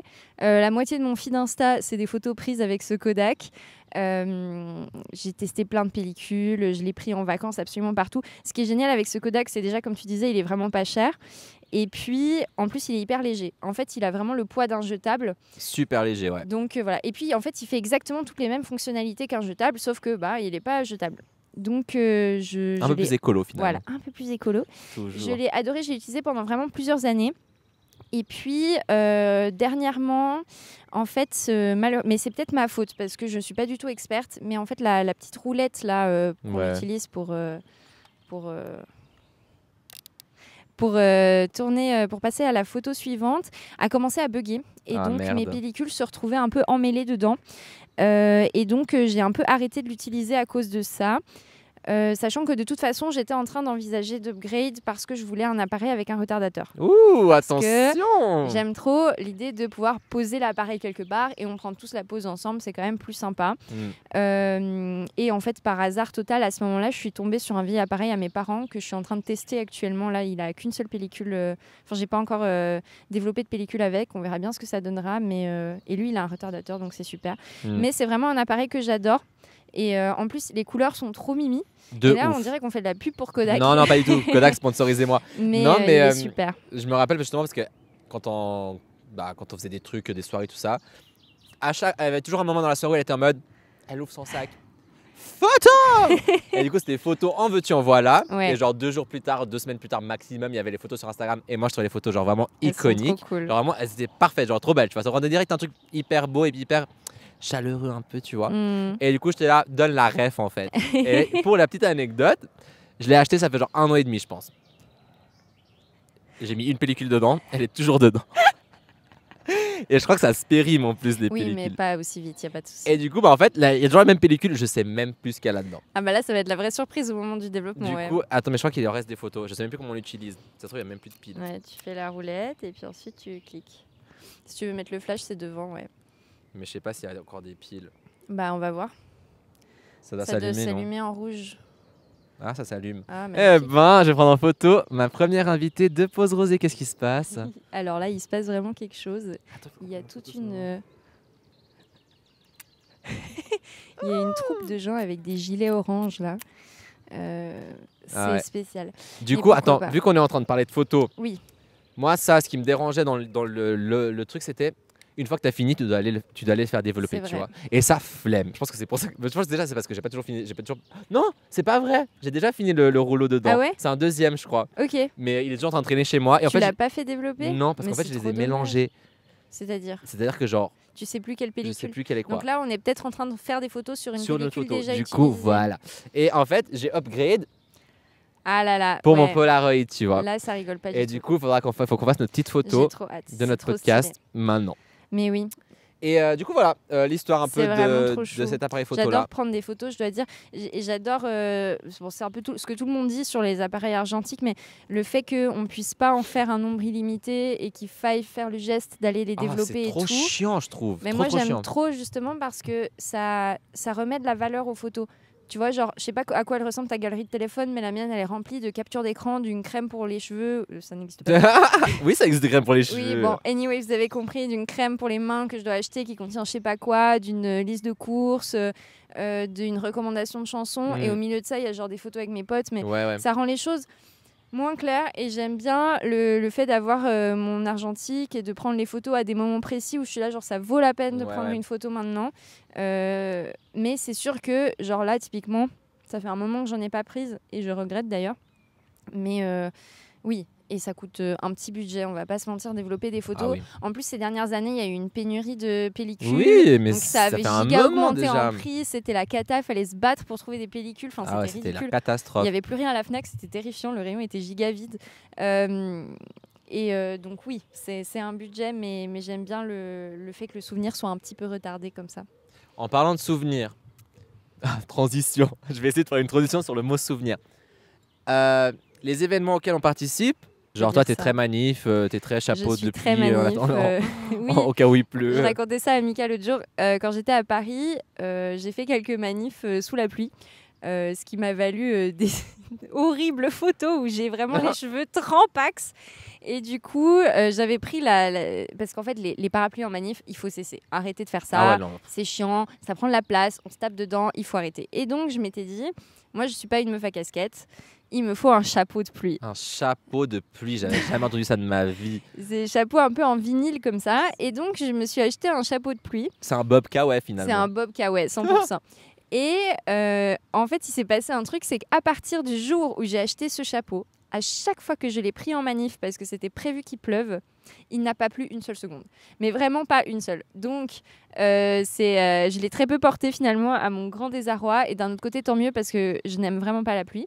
Mais oui. Et puis, sur les manifs, disons juste que ma première manif, ça a été le 14 juin 2019, quand c'était la première, le lancement de nouveau des grèves féministes en Suisse. Et ça a été incroyable, parce qu'il y avait tellement de monde. Et je me souviens à quel point j'étais impressionnée du monde qu'il y avait. C'était, avec une pote, on s'était dit, ouais, rendez-vous à Saint-François. Mais ma belle, on va jamais se trouver. Il y a des milliers de personnes à Saint-François, des dizaines de milliers en fait. Donc, du coup, c'était chaotique de fou. Et j'étais tellement impressionnée. Et en fait, ce que j'ai tout de suite croché au truc à la fois c'est un moment revendicatif et à la fois c'est un moment festif, dans le sens que déjà on se retrouve avec des gens avec qui on partage des choses, et par les temps qui courent, franchement ça fait du bien. Ça fait du bien au moral, ça rassure de voir qu'il y a d'autres gens qui sont d'accord avec toi, qui se battent pour les mêmes choses que toi. Et puis en même temps, je pense que c'est vraiment un moyen pertinent et utile de signifier un désaccord, de revendiquer des choses. Et donc, quand je suis arrivée à Paris, c'est posé quand même la question en mode, ok, mais parfois, les enjeux des manifs à Paris, c'est très français et je ne suis pas concernée. À Bruxelles aussi d'ailleurs. Et en fait, non, la question ne se pose pas parce que le féminisme, parce que la lutte pour défendre la Palestine, parce que juste le respect de la démocratie et la lutte contre le fascisme, ce sont des choses qui sont valides autant en Suisse, en France ou en Belgique ou partout ailleurs en fait. Et donc c'était une évidence. Et je recommande à tout le monde de faire une manif à Paris. Alors, ça dépend laquelle. Ça dépend laquelle, oui. Ça peut être. Alors déjà, il y a des manifs d'extrême droite, donc évitez. Autre chose, ça peut être assez dangereux. Malheureusement, la répression policière des manifs est assez forte en France et ça fait assez peur. Donc je comprends totalement. Mais simplement, je dirais que visiter Paris par la manif, c'est une excellente façon de visiter Paris. J'ai été dans des quartiers où j'avais jamais été avant. T'étais là, je devrais revenir demain. De ouf, j'étais en mode oh mais regarde ce joli bâtiment là. Toi, tu savais qu'il y avait ça ici. Ah drôle. Donc, c'était vraiment, ça fait totalement partie de mon expérience étudiante parisienne, autant que le fait d'aller à l'université ou que de visiter des musées, quoi. Mais c'est marrant, enfin c'est marrant, pas du tout marrant du tout. C'est bien de parler justement de manif là maintenant parce que je voulais quand même prendre quelques petites secondes pour parler de ce qui se passe actuellement, qui est totalement catastrophique. Absolument. Nous avons actuellement Greta qui est dans un bateau avec d'autres militants et militantes, oui. Ouais, qui sont en train de prendre route sur l'eau. Comment on dit la route sur l'eau De naviguer. De naviguer en direction de Gaza pour venir en aide avec des trucs de... Comment on dit de l'aide humanitaire. De l'aide humanitaire et puis pour essayer de faire un espèce de blocus, tout ça. Qu'est-ce qu'on en pense? Qu'est-ce qu'on a à dire là-dessus? Voilà, j'ai vu ce matin que le navire était surveillé par des drones israéliens. Mon Dieu, mais et que donc la flotte sur laquelle il y a aussi notamment Rima Hassan qui est députée européenne française, qui sont donc toutes et tous actuellement en danger à cause de ça. Et je trouve que leur action est hyper courageuse, que j'ai l'impression de le voir beaucoup, donc ça me rassure, parce que je me dis c'est bien qu'on en parle. Est-ce que maintenant je suis pas un peu biaisée parce que forcément mes réseaux à moi sont un petit peu dans le même sens? Non, mais je les vois aussi. Est-ce qu'on en parle dans les médias traditionnels? Je sais pas, mais en tout cas, tu fais très bien d'en parler parce que ce serait vraiment tragique que ces personnes-là soient en danger alors qu'elles essayent juste de vraiment mettre la lumière sur quelque chose de dramatique qui se passe actuellement à Gaza, qui devrait toutes et tous nous indigner et nous inquiéter. La Suisse ne fait clairement pas assez et c'est vraiment rageant. Donc j'espère qu'elles vont bien. Et puis suivez-les sur Insta si vous cherchez Greta Thunberg ou Rima, ou je sais que le bateau a aussi un compte Insta, faudrait revérifier. Mais voilà, suivez-les, soutenez-les parce que c'est hyper important. Normalement le 7 juin, ce que j'ai entendu dire. Ok. Mais j'ai vu aussi que... Il y a eu un arrêt aujourd'hui parce qu'ils sont passés aider un bateau qui était en détresse. Donc bon, tant mieux qu'ils l'aient fait. Oui. On a peur pour eux. Ah oui, totalement. Je suis hyper admirative de Greta Thunberg qui a franchement la trajectoire militante la plus dingo de ces dernières années. On en parle, elle est incroyable. Mais moi, je savais pas qu'elle avait autant d'abonnés sur Instagram. J'avais checké hier. Elle a 14 millions d'abonnés quand même, Greta. Je trouve ça quand même dingos, quoi. Mais je voulais juste prendre quelques petites secondes pour parler de ce qui se passe actuellement à Gaza. Et puis, je me dis, une plateforme reste une plateforme, autant l'utiliser comme bon escient, comme on dit. Tu fais très bien. Et voilà, tout simplement. On arrive bientôt à la fin, ça fait 1 heure qu'on parle. Sérieux? 1 heure et 8 minutes qu'on parle. Agatha, elle est très bavarde, il faut se le dire. Du coup, je voulais poser une dernière question. Si je regarde toutes mes questions qu'on a bien évidemment forcément peut-être un peu trop sautées. Attends, moi j'ai une question pour toi. Oui, tu as une question, vas-y, j'écoute. L'autre jour, tu m'as dit par message que tu n'aimais vraiment pas perdre au jeu, j'entends. Genre les jeux de société. On parle de jeux de société. Et que tu préférais tricher que perdre. Pourquoi? Qu'est-ce qui se passe? Sois détendu. En fait, vous vous rendez pas compte du mauvais perdant que je suis. Genre en mode, moi, perdre au jeu, c'est genre rater ma vie. Oui, et en même temps, on s'en rend un peu compte parce que moi, j'ai souvenir d'un jeu des cochons à Lyon. Où j'ai pété un câble. Il a pété un câble. Je suis devenu fou. C'était trop drôle. Je peux pas. Il nous a menacé genre de partir. On était partis en week-end à Lyon et on jouait au jeu des... C'est le jeu des cochons, c'est ça. Ouais. Donc, c'est 2 petits cochons. de petits cochons que tu dois lancer. Et comme un peu des dés. Suivant comment ils tombent, ça te donne des points. Et en fait, l'enjeu, ce qu'on avait mis en jeu, c'était qui dormait dans le lit.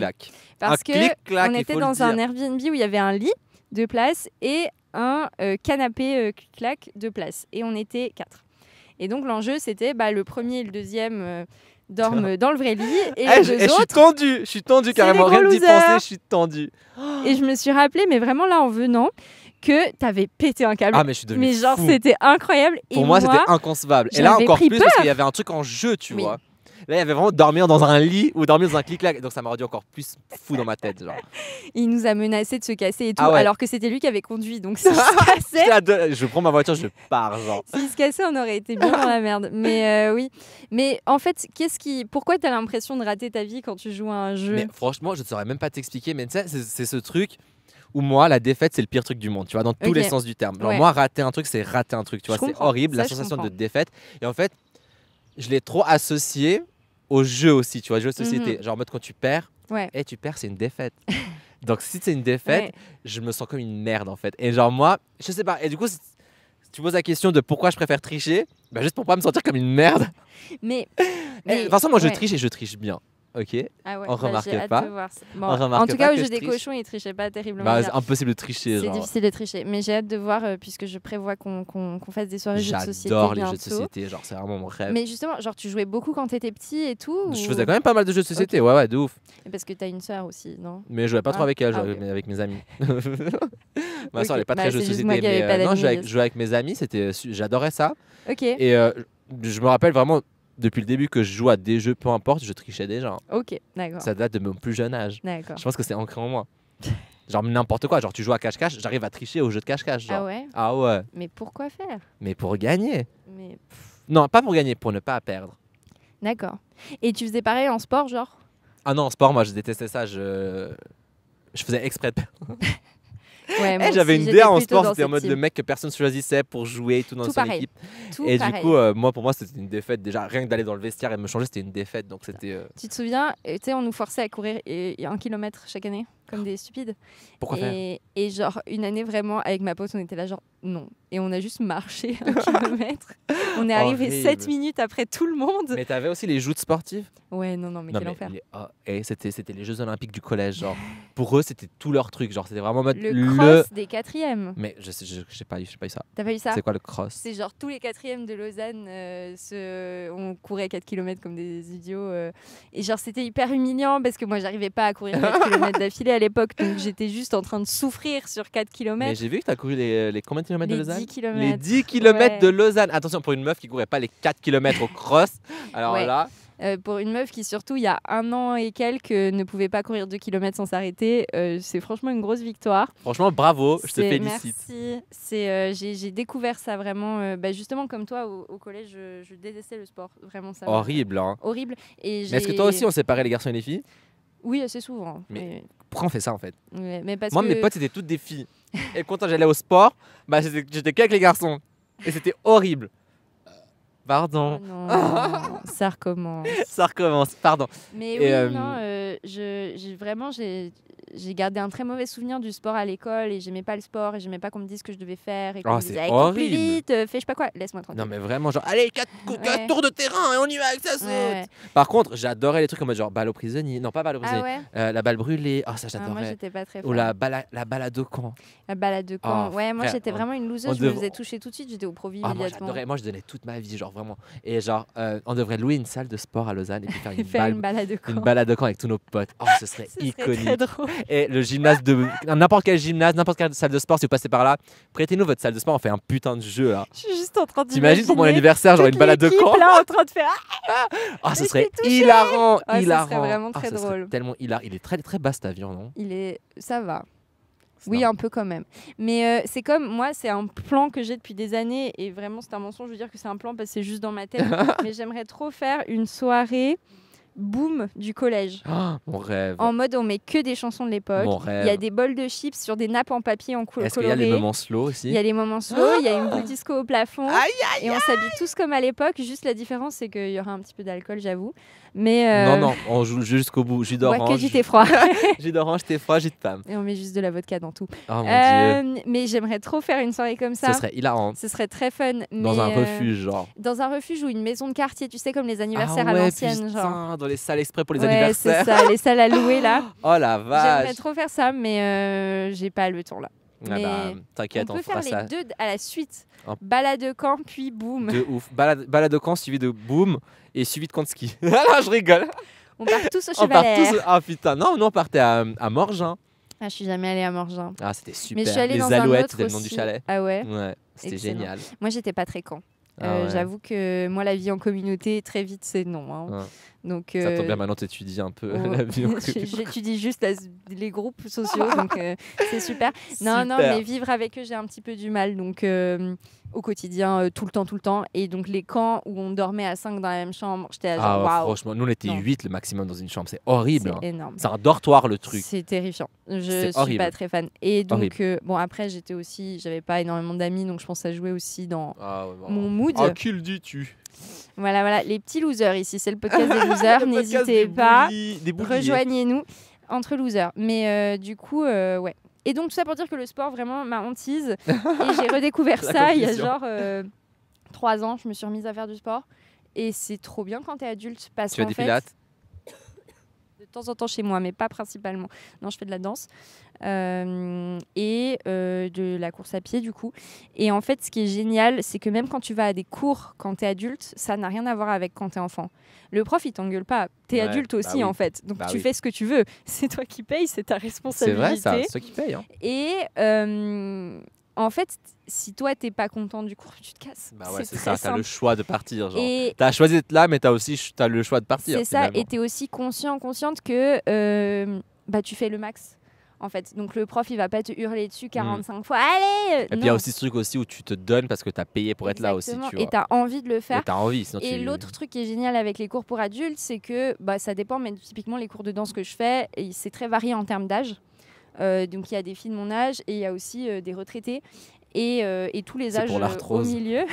Mais elles slayent tellement, c'est incroyable. Ah, les reines. Mais du coup, en fait, c'est trop bien parce qu'on est toutes différentes, on a des corps différents, on fait tout ce qu'on peut avec l'expérience qu'on a et tout. Aucun jugement aussi. Et ça, c'est un grand changement après le sentiment qu'on a pu avoir au collège. Et c'est trop bien. Et j'adore, j'aurais jamais cru dire que j'aime le sport, mais maintenant j'aime bien.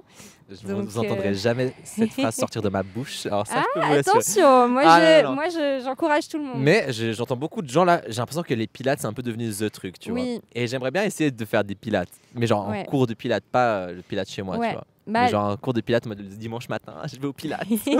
En vrai, c'est hyper cool le pilates. Ce qui manque souvent dans les vidéos sur internet et tout, c'est qu'à la base, il y a un vrai truc de respiration. Genre, tu dois apprendre à faire une respiration pilates spéciale où tu inspires à certains moments, tu expires à certains moments. Et il faut vraiment apprendre ça parce que sinon, tu risques de te blesser en fait si tu fais pas les choses correctement. Mais en termes de genre pour te faire des muscles, moi je fais un truc un petit peu similaire au pilates qui s'appelle la barre au sol ou la barre à terre, où en fait c'est la danse classique mais avec des exercices réadaptés pour être au sol. Donc tu es couché ou assis et tu fais tous les exercices qu'on ferait à la barre de danse classique, sauf que tu les fais assis ou couché. Et l'avantage, c'est que du coup, tu n'as pas la gravité, le poids du corps sur tes pieds quand tu fais les exercices. Donc, ça te permet de travailler les muscles autrement. Et au début, je n'étais pas hyper fan de la barre au sol parce que, justement, moi, ce que j'aime bien avec la danse, c'est que c'est de lever les jambes. Ouais, tu fais le truc. Hein, ouais. Et en fait, il y a quand même la musique à la barre au sol, ce qui change beaucoup du pilates, typiquement, parce que tu fais quand même les choses en rythme. Tu essaies quand même de faire des choses belles. Ah, mais marrant, c'est vraiment très agréable. Pas du tout. Et alors, l'impact que j'ai vu sur mes muscles, ça prend du temps. Ça prend du temps, évidemment. Mais vraiment, je me suis rendu compte au bout de quelques mois que c'était plus pareil. Et aussi en termes de souplesse. Et alors, je suis très très loin de faire le grand écart et je pense que je le ferai jamais. Mais il n'empêche que Bah, je vois que je me sens mieux. Mais ça, c'est une motivation supplémentaire. En plus, quand tu vois les résultats arriver, tu te dis ok, on continue. C'est ça. C'est comme ça que les gens deviennent addicts au sport. Exactement. Il faut faire très attention. Moi, je me méfie toujours des gens un peu trop addicts au sport. Genre, quel est ton problème caché là? C'est un peu des red flags en vrai quand tu penses. Mais en vrai, je comprends parce qu'il y a aussi effectivement les endorphines sur quand tu cours. Ça rend insane. Mais viens à la barre au sol avec moi en fait. On en rediscutera autour d'un café. Mais oui, c'est vrai que toi, t'es pas très sport. Non, moi, je suis pas du tout. Mais tu vas. Attends, t'avais pas un projet grand écart cette année puisque je viens d'en parler là. C'est un peu un sujet sensible, le grand écart. J'ai commencé mon projet grand écart. Et il faut se dire qu'après 2 mois, j'ai beaucoup évolué en 2 mois. Et après 2 mois, j'ai fait 2 semaines de plus. Et il se passait rien, genre. J'arrivais à un stade où ça bloquait. Et en fait, j'évoluais plus. Oui. Je prenais plus les petits millimètres que je prenais, genre, tu vois. Et j'étais là, mais what the fuck. Et je suis allé demander à mon meilleur pote chat. Il m'a dit, c'est normal, il y a des moments de stagne, il faut continuer. C'est à ces moments-là où il faut justement pas abandonner. Oui. Et moi, je suis tellement faible d'esprit, j'ai dit, oh non. Fuck off. Oh non. Et en fait, là, maintenant, je suis en mode, j'ai un truc dans la bouche. Là, si j'avais continué, j'aurais peut-être bientôt, tu vois. Ouais. Non, c'est un peu. Je sais pas. Ça dépend beaucoup d'une personne à l'autre, la souplesse. Donc mais ouais, du coup, je suis un peu déçu de moi-même. C'était un échec, comme on dit avant. C'était un échec, mais c'est pas grave. Je me dis, je le reprendrai. C'est ça mon mais c'est vraiment un projet. Grand écart, c'est un projet, c'est mon rêve d'avoir un grand écart. Mais t'avais pris un abonnement à la salle pour ça ou tu faisais Non, j'avais pris un abonnement à la salle avec une certaine personne pour aller au sport. Et on a commencé à aller au sport ensemble pendant 1 mois. Ouais. Et après, il s'avère que nos emplois du temps ont fait qu'on ne pouvait plus aller ensemble. Et moi, je voulais qu'aller avec cette personne, tu vois. Du coup, j'ai pris un abonnement d'1 an, ok. Et je suis allé pendant 2 mois. Et là, du coup, j'y vais genre de temps en temps, genre avec Georges, par-ci par-là. Mais là, j'ai envoyé un mail, annuler mon abonnement. Tu Sérieux? vois. Ouais. Et du coup, ils ont dit quoi? Et du coup, ils ont dit, ok, on annule ton abonnement au mois de juillet. Parce que j'ai pris un abonnement annuel, tu vois. Du coup, au mois de juillet, parce que si tu disais pas ça, ils te le renouvelaient automatiquement. Bah oui. Non, il faut l'annuler maintenant, tu vois, parce que là j'ai gaspillé trop d'argent. Il y a des mois je suis pas allé, tu vois, ça m'a genre putain, oui. Tu vois, combien? 49 € francs suisses. Ouais, ça va en vrai. Ça va pas du tout. Oui, avec ces 49 francs, ouais. Je pourrais m'acheter plein de choses, tu vois. Exemple, un Moscomule, 2 Moscomules même. Je crois que c'est le maximum que tu peux acheter comme Moscomule. Précisons maintenant que l'alcool est à consommer à modération. Ah oui, car c'est dangereux pour la santé. Alcool à consommer avec modération parce que c'est dangereux pour la santé. Il faut le dire parce que c'est pour des fins légales, mais c'est aussi pour votre santé. Effectivement, peut-être ne consommez pas 49 € par mois dans des Moscomules, contrairement à ce que dit Mika. Arrête, genre tu ne dépenses pas 49 € minimum dans de l'alcool par mois. Non, je pense aux pas. périodes les plus festives, genre. Aux périodes les plus festives, peut-être, mais au mois de février, non. C'est quoi le maximum que tu as gaspillé en une soirée pour de l'alcool? Clairement moins que toi. Bah réponds. Qu'est-ce que t'en sais? Ça se trouve, non? Si je te connais quand même. Le maximum que j'ai dépensé en une soirée pour de l'alcool, ça doit être genre 30 francs. Quoi? Je fais hyper attention. Parce que ça m'énerve de c'est choquant. Ok, peut-être 45, mais c'est le max. C'est choquant, sachant que le prix d'une vodka Red Bull en club, c'est 18 balles. Et c'est pour ça que je prends jamais de vodka Red Bull en club. Ouais. Oui. Non, moi je pense que je suis arrivé facile.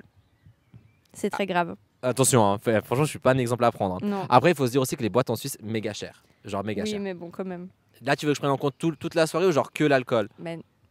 Parce qu'il y a le prix de l'entrée. Non, tu comptes pas l'entrée. Non, j'ai pas compté l'entrée non plus. Le vestiaire non plus, du coup, ça m'aurait sauvé 2 balles, fait chier. Je pense que j'ai dépassé les 200 balles en une soirée. Je sais pas si vous vous rendez compte. En fait, ce que vous vous rendez pas compte, c'est que genre moi, dès que j'ai un verre dans le pif, je me sens millionnaire. C'est-à-dire, hey guys, venez, on prend une tournée, je paye. En fait, dès qu'il a un verre dans le pif, il se met à hurler à tout le monde qu'il est TikToker. C'est ça la vérité. C'est pas vrai. C'est écrit sur mon front, j'ai même pas besoin de le dire. Non, mais non, oui, déjà ça. Et je deviens millionnaire. Je suis millionnaire, je paye des verres à tout le monde. En fait, je me dis, ok, là, il faut que tout le monde soit bourré, donc il faut que je les bourre tous leur gueule. Donc s'ils veulent boire, il faut que ce soit moi qui paye. Parce que si je paye pas, ils vont pas payer. Du coup, si je paye, ils vont être obligés de boire. Et tu vois, c'est un peu genre, c'est hyper malsain comme façon de penser. Donc en plus, tu incites les autres à l'alcool. Et franchement, faites pas ça, ne buvez pas d'alcool. L'alcool est dangereux pour la santé. À consommer avec moderation. Évidemment. Mais oui. On arrive à la fin. C'est vrai. Ça fait 1h23 qu'on discute avec Agatha. Agatha est très pipelette, faut se le dire. C'est vrai. Mais Agatha a une discussion très intéressante. J'étais Je voulais super te contente. demander qu'est-ce que t'en sors, qu'est-ce que t'en tires de cet épisode qu'on a eu ensemble, toi et moi. Premièrement, ça fait un moment qu'on ne s'est pas posé pour discuter tous les deux. Donc ça m'a fait hyper plaisir à ce niveau-là. Tu me dragues? Toujours pour toi, tu sais. Tu sais, voyons, depuis des Bah oui, années. écoute. Ah, j'ai un insecte sur moi. Non, et je suis... j'avais l'impression d'être vraiment dans un truc un peu irréel, mais dans le bon sens du terme. T'es un peu vraiment... dissociée, genre? Non. La meuf, depuis le début, elle est en dissociation. non, plutôt dans le sens que ça faisait très moment suspendu.